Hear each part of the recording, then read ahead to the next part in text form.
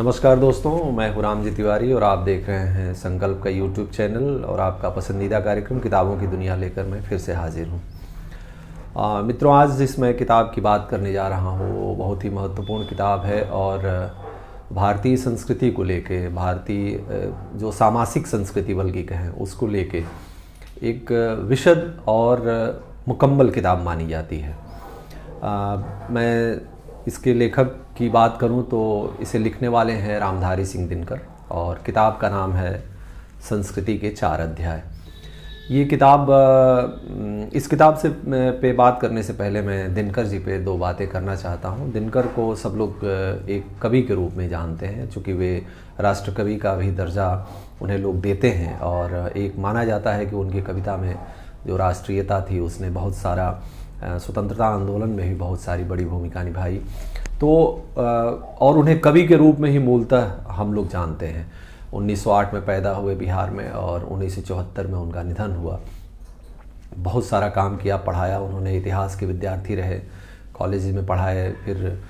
विश्वविद्यालयों में गए और फिर राज्यसभा में भी मनोनीत हुए। लेकिन जो उनका सबसे बड़ा काम है, जो उनके कवि से भी मुझे लगता है कि बड़ा काम है, वो उनका इस किताब पे जो काम है वो है उन्होंने उर्वशी लिखी, उन्होंने रश्मि रथी लिखी और सब तमाम कविताएं लिखी और वो काफ़ी प्रचलित भी हुई, काफ़ी नाम भी हुई। लेकिन इस किताब में जो उन्होंने काम किया, संस्कृति के 4 अध्याय में जो उन्होंने काम किया, तो उन्होंने एक तरह से भारतीय जो राष्ट्र है, जो भारत एक देश है, उसकी पूरी सांस्कृतिक विरासत को, पूरी एक उसकी जो पृष्ठभूमि है ऐतिहासिक और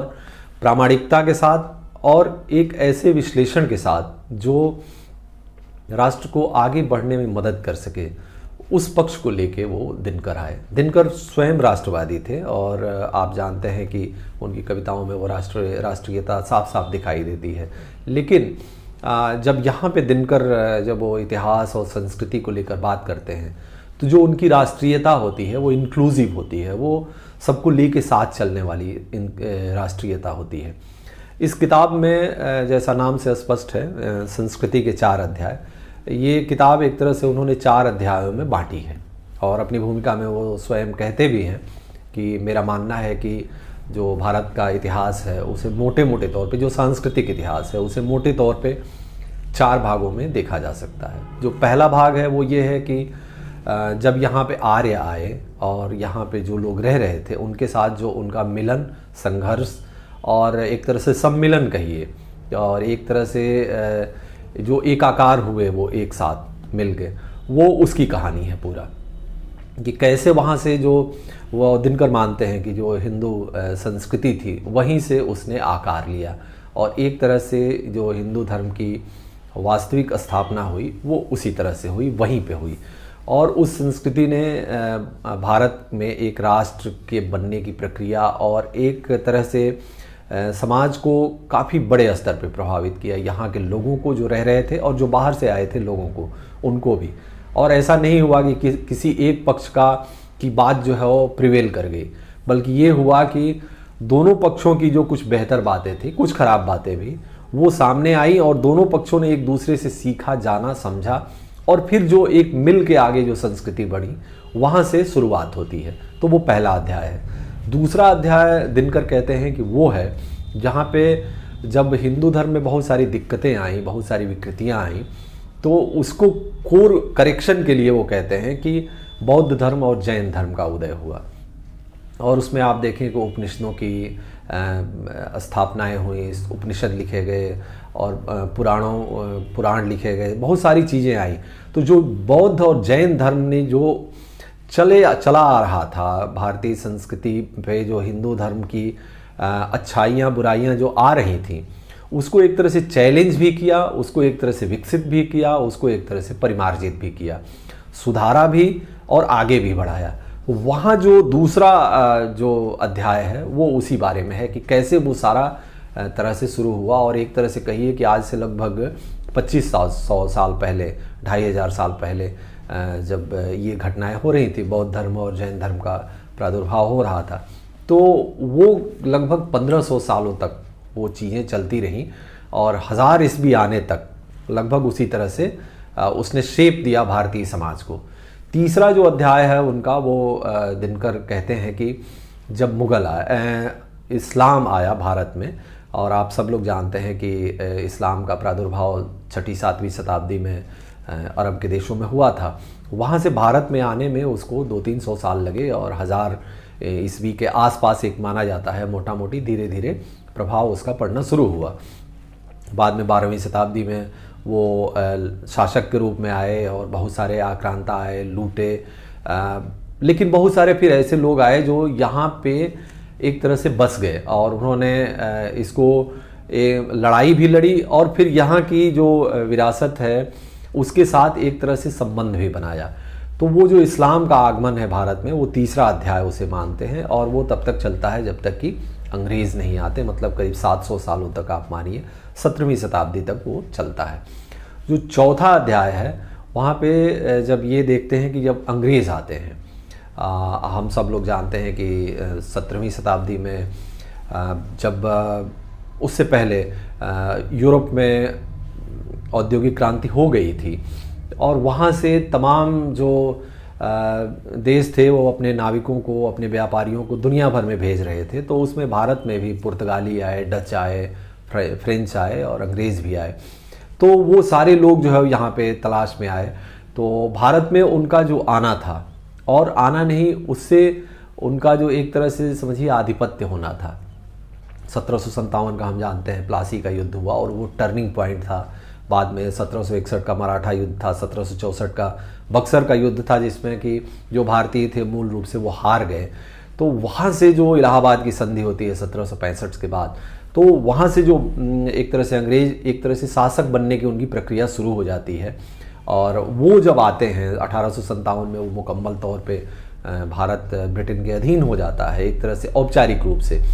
तो वो 17वीं शताब्दी से लेके और आधुनिक काल तक, भारत की स्वतंत्रता तक लगभग ये किताब चलती है, जिसे वो चौथे अध्याय के रूप में दर्ज करती है।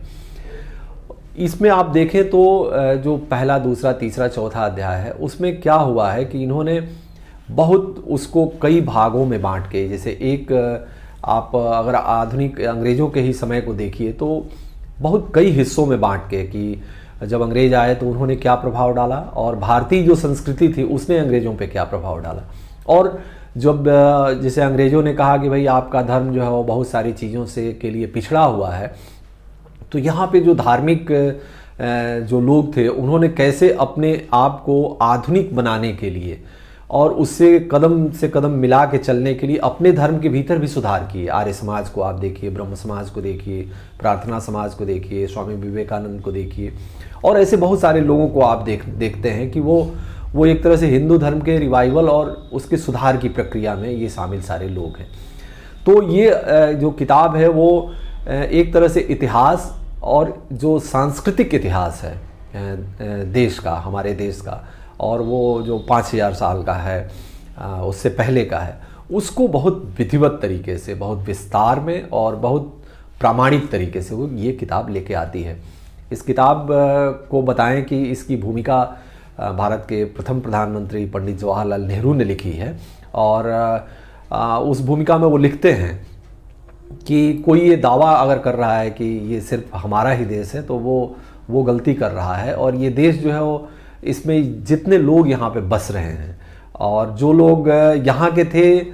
जो लोग बाहर से आए, मिले, और उन सारे लोगों ने अपना अपना योगदान दिया और इससे ये देश जो है निर्मित हुआ। तो वो जो दिनकर भी कहते हैं कि वो जो सामासिक संस्कृति की बात है,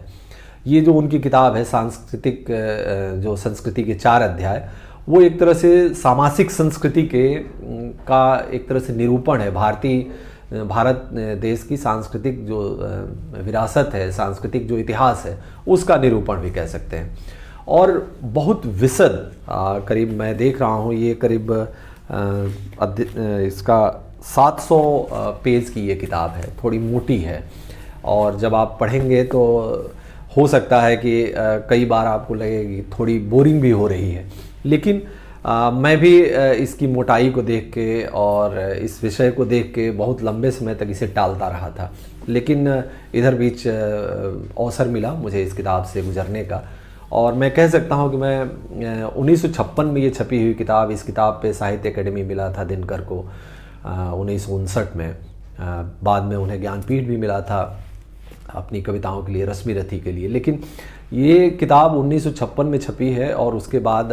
लगभग आप देखें तो 60 साल से अधिक हो गए और इस किताब की जो तासीर है वो लगातार बनी हुई है। और जो लोग भी भारतीय जैसे सांस्कृतिक इतिहास और भारतीय इतिहास की समझ की बात करते हैं तो वो एक किताब जो आपको रिकमेंड करते हैं वो संस्कृति के 4 अध्याय भी है। जैसे कि जवाहरलाल नेहरू की किताब को लोग रिकमेंड करते हैं, उसी तरह से जो डिस्कवरी ऑफ इंडिया है उसी तरह से इस किताब को भी लोग रिकमेंड करते हैं कि उसमें आपको इतिहास भी है, उसमें संस्कृति भी है और उसमें जो संघर्ष और मिलन दोनों है और अंत में मिलन का प्रिवेल करना, ये सबसे बड़ी बात है। तो ये किताब संस्कृति के 4 अध्याय ये छपी है राधा कृष्ण प्रकाशन से, लोक भारती राधा कृष्ण से, मतलब राजकमल से, और हर जगह उपलब्ध है। महंगी भी नहीं है जिस हिसाब से किताब है, पेपरबैक संस्करण में 400 के आसपास की है। और ये किताब एक बार जो इस समय में बहुत सारी बातें जो फर्जी तरह से फैलाई जाती हैं किसी भी समाज को लेके, और किसी कोई 500 साल पहले जाता है, कोई 1000 साल पहले जाता है, कोई 2000 साल पहले जाता है, कोई गर्व करता है, कोई शर्म करता है, तो उन सारे लोगों को ये किताब एक बार पढ़नी चाहिए और देखनी चाहिए कि कैसे जो हमारे फाउंडर, जो भारतीय राष्ट्र के जो फाउंडर मेंबर थे, जो वो साहित्यकार भी थे, जो कवि भी थे, इतिहासकार भी थे और जिम्मेदार लोग थे, उन्होंने भारत की सांस्कृतिक विरासत को किस रूप में देखा। तो मैं कहूँगा कि ये किताब किसी भी आदमी के लिए, भारत का जो नागरिक है उसे पढ़ना चाहिए और पढ़नी चाहिए। और ये एक मस्ट रीड बुक है, आज से नहीं 60 सालों से जब से ये किताब आई है और आज भी बनी हुई है, क्योंकि आज भी बहुत सारी भ्रांतियाँ उसी तरह से समाज में पैदा हुई हैं या प्रिवेल कर रही हैं। तो ये मेरी तरफ से ये किताब हाईली रिकमेंडेड है। अगर आपको पहली फुर्सत में मिले, थोड़ा समय लगेगा इसमें, 15 दिन 20 दिन महीना दिन लग सकता है पढ़ने में, लेकिन ये किताब आपको इनरिच करेगी और लगेगा कि आपने कुछ अच्छा पढ़ा है, कुछ बेहतर आप इसको आपकी समझ कुछ बेहतर हुई है इस किताब को पढ़ने के बाद। तो ये रही आज की किताब दोस्तों, आपकी प्रतिक्रियाएं हमें मिलती रहती हैं और ज़रूर उनसे आप अवगत कराते रहिए और हमें उनसे काफ़ी मदद मिलती है आगे अपने कार्यक्रमों को और बेहतर बनाने के लिए। हम फिर अगले हफ्ते आपसे किसी दूसरी किताब पे मिलेंगे बात करते हुए, तब तक के लिए नमस्कार।